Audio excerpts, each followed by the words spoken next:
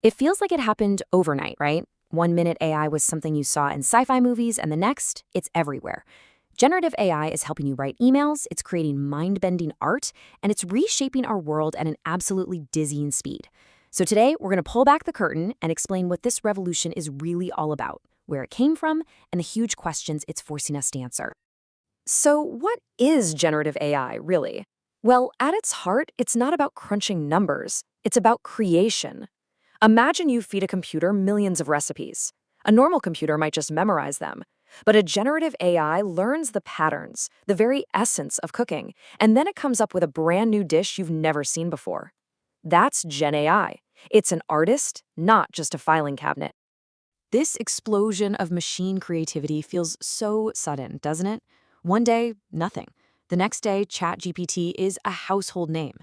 But the truth is, this overnight success has been simmering for years. So why now? What was the secret ingredient that finally set off this massive AI boom? Okay, let's look at the timeline, because things moved fast. In 2014, we got the first real hint of AI-generated images. But the real game changer, the earthquake that shook everything, was in 2017 with something called the Transformer. You can think of it as a brand new engine that let AI truly understand language and context. That one innovation is what made everything else possible, from DALL-E's incredible images in 2021 to the absolute global phenomenon of ChatGPT in 2022. And by 2023, with GPT-4, the question got a lot bigger. People started asking, wait, is this the beginning of a true general intelligence? All right, so let's pop the hood and see what this thing can actually do. Because we're not just talking about chatbots. We are talking about a whole suite of creative tools that can generate pretty much anything you can think of. Get ready for this one. Read that quote. It sounds like something out of a late-night philosophy class, right? Well, it's not from a person. It was generated by Bing's AI when a reporter asked it about its shadow self. The fact that a machine can spit out something so introspective, so eerily human, just shows you how powerful these language models have become. And when it comes to images, you've probably heard of the big players. Midjourney is kind of the artist of the group. It makes these beautiful, almost painterly images. DALL-E is the powerhouse from OpenAI, the company behind ChatGPT. Stable Diffusion is the people's champ. It's open source, so anyone can use it. And then you have Adobe's Firefly, which is putting these tools right inside Photoshop. And just when we were all getting used to AI images, the next level dropped. Video.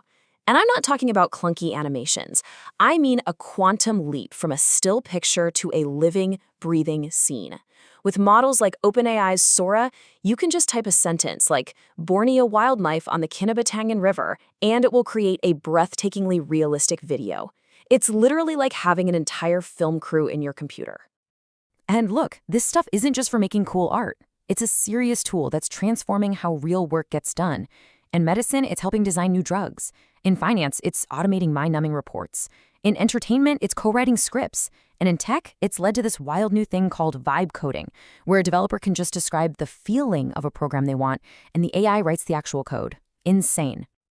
Okay, but with all this incredible power, you know what's coming next, right? This isn't just a cool new gadget. It's a force that is sending massive shockwaves through society, and it's raising some of the biggest questions and biggest fears we've faced in a long time. To get a sense of the stakes, just look at this number, $15 trillion. That's the potential boost to the global economy that the UN thinks GenAI could deliver by 2030. To put that in perspective, that's more than the entire economy of China right now. We are talking about an economic force of nature. And right at the center of all that money is a huge legal brawl. See, for an AI to learn, it has to ingest a massive amount of data. Basically a huge chunk of the internet, including copyrighted art, articles, and books. The tech companies say, hey, this is fair use, we're just learning from it. But the artists and writers say, no way, that's theft on an industrial scale. How the courts decide this is going to change everything. And believe me, the list of worries goes way beyond the courtroom. There's the very real threat to jobs, a huge part of why Hollywood writers and actors went on strike. There's the dark side of deepfakes and disinformation. There's even the environmental cost of running these massive data centers. And then there's just AI slop. You know, that endless river of low-quality computer-generated junk that's starting to clog up the internet. But here's the thing. Despite all these legitimate fears, not everyone sees AI as a looming threat. If you look at the Asia-Pacific region, for example, optimism about AI's impact is way higher than the global average. It's a fascinating split that shows just how differently cultures are approaching this new frontier. And then there's this really strange, almost sci-fi risk called model collapse. Think about it. What happens when new AIs start learning from data that was created by other AIs? Well, it's kind of like making a photocopy of a photocopy. Each generation gets a little bit worse, a little more distorted, until the quality just falls apart. Some researchers are calling it digital inbreeding, and it could seriously mess up our ability to build good AI in the future. So with all this on the table, it's easy to feel like this is all just happening to us, like we're passengers on a runaway train. But that's not the case. This is a future that we absolutely have the power to shape. The real question is, how do we steer this thing in the right direction? And governments around the world are scrambling to figure that out. You see a few different approaches. In the US, it's been a lighter touch so far, based on voluntary agreements with companies. The EU, on the other hand, is coming in much stronger with its Big AI Act. And in China, the government is taking a very direct role, making sure AI development aligns with state goals. And really, this quote from the head of the UN just sums it all up perfectly. He says it has enormous potential for both good and evil at scale. This isn't a small-time technology. It could solve some of humanity's biggest problems, or it could cause damage on a scale we can barely imagine. It is a technology of extremes. And while all these big debates are happening, AI isn't waiting. It's already weaving itself into the very fabric of how we discover new things. Get this. Recent estimates suggest that nearly 1 in 5 new computer science papers are now being written with help from an AI. It's not just a tool anymore. For many, it's a collaborator, fundamentally changing how science and research get done. So we stand at a massive crossroads.